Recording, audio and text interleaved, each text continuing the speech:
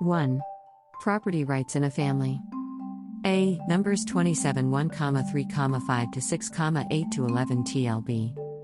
1 to 2. One day the daughters of Zelophehad came to the entrance of the tabernacle to give a petition to Moses, Eleazar the priest, the tribal leaders, and others who were there.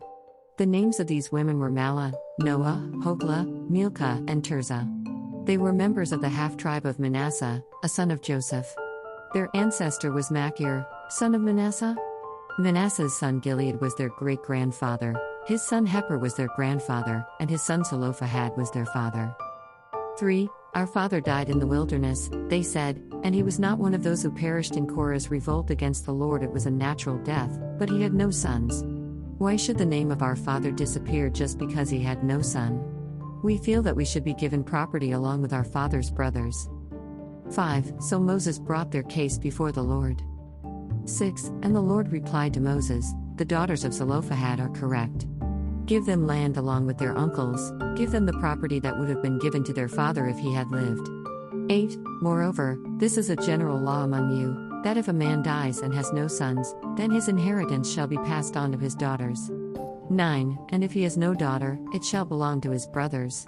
10. And if he has no brother, then it shall go to his uncles.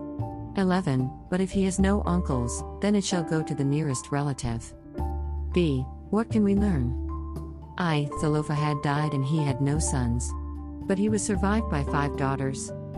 2. Zelophehad's daughters petitioned Moses, Eleazar the priest, the chieftains, and the whole assembly, at the entrance of the tent of meeting for their right to inherit his property rights in the land of Israel.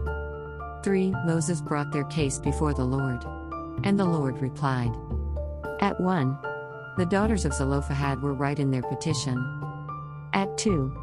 This was the general law for the people of Israel at that time. Here is wisdom from above. 1. If a man dies and he has no sons, the property rights shall go to his daughters. 2. If a man dies and he has no sons and no daughters, the property rights shall go to his brothers. 3. If a man dies and he has no sons, no daughters and no brothers, the property rights shall go to his uncles. 4.